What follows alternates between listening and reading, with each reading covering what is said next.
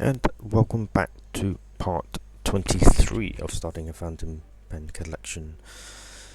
In today's episode I'm going to be testing some more ink. So here we have Waterman against the herbin ink. So the herbin is the Lamis de Cassis and Waterman is the tender purple. On each side I have 4 pieces of paper cut off, stuck onto one piece. So on the left I have Rhodia, Leuchtturm 1917, Fabiano-E23 and Clairefontaine paper to test the herbin ink. On the right I have Rhodia, Oxford paper, Leuchtturm 1917 and Clairefontaine to test the Waterman ink. And I used Visconti Rembrandt with a medium nib, and for the Waterman I used Aurora Talentum in the medium nib also. And what I can see so far is actually I have preference for this Leuchtturm 1917 paper. It's come out really nice on both inks, and so it's kind of really surprising that it's held up really quite well against the Rhodias and the Clairefontaines. Fabiano-E23 still a little bit scratchy for my liking, but the ink looks well on that. But actually my favourite is this Leuchtturm paper. So in today's test I think it wins out ever so slightly. I wouldn't say it was by a far margin. Here I have the herbin ink, in the orange, and again I use 4 pieces of paper. Quite liking the Leuchtturm again, and also with the Fabiano-E23 paper 85GM, the results are actually quite nice to look at once it's dried. So between the two would be today's winner. I'm going to cut into a time lapse now for my black.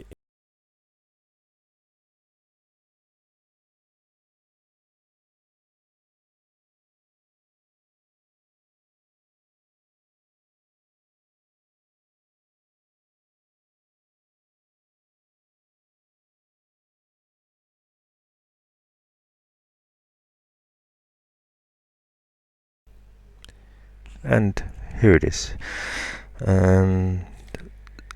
This is my version or take of the Mona Lisa.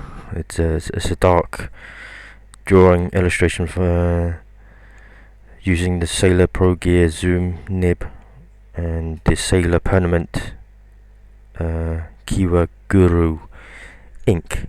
I decided to use this for illustration because I've been constantly reminded that the ink I need to use every day, otherwise it may clog up my pen. So instead of being forced to use it every day, I decided to use it in just one sitting, which is what you see in front of you here. It's just maybe one cartridge full of ink to make this drawing, so I don't have to worry about the ink now. I've washed it out, so and I have a good sample of what the ink looks like with this illustration.